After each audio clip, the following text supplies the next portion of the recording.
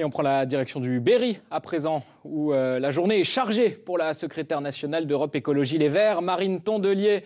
Bonjour à vous. Donc Vierzon ce matin, ensuite vous filez à Saint-Georges-sur-Arnon dans l'Indre et fin de journée à Bourges. Pourquoi cette visite aujourd'hui dans le Berry ? Écoutez, moi j'ai toujours, bien avant même d'être secrétaire nationale, beaucoup aimé me déplacer partout en France pour aller rencontrer tout type d'acteurs de territoire pour voir ce qui marche. C'est ce qu'on fait là en ce moment à l'écopole alimentaire de Saint-Hilaire, mais aussi pour aller combattre des projets dont on estime qu'ils sont néfastes à la société, comme l'entrepôt logistique qui va être construit à Vierzon. Donc voilà, c'est mon quotidien de militante et de secrétaire nationale des écologistes. Est-ce qu'en matière d'écologie, la France rurale est un peu à la traîne ?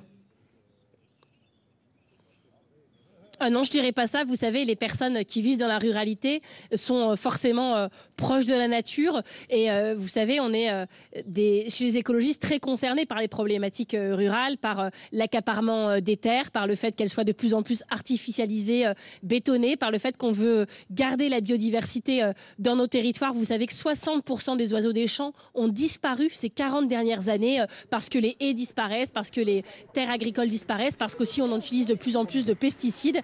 Et donc, c'est des combats qui sont très convergents avec ceux de la ruralité. Vous venez promouvoir l'écologie, mais aussi votre parti, évidemment. Vierzon, où vous vous trouviez ce matin, se déchire entre vote communiste et votre Rassemblement national. Est-ce qu'il y a la place pour les écologistes ?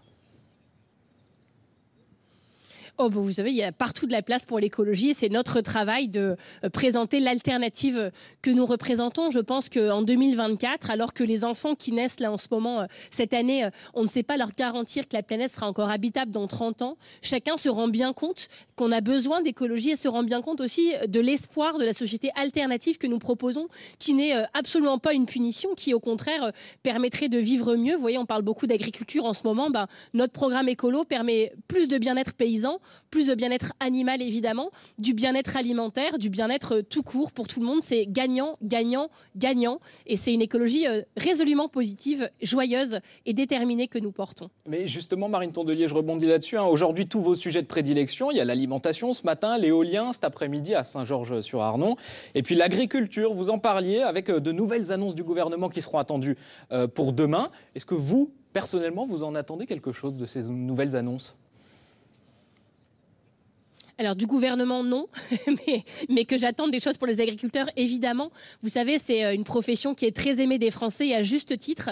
Et ce qui se passe n'est pas normal. En un an, les agriculteurs ont vu le prix auquel ils peuvent vendre leur production s'effondrer de 8%.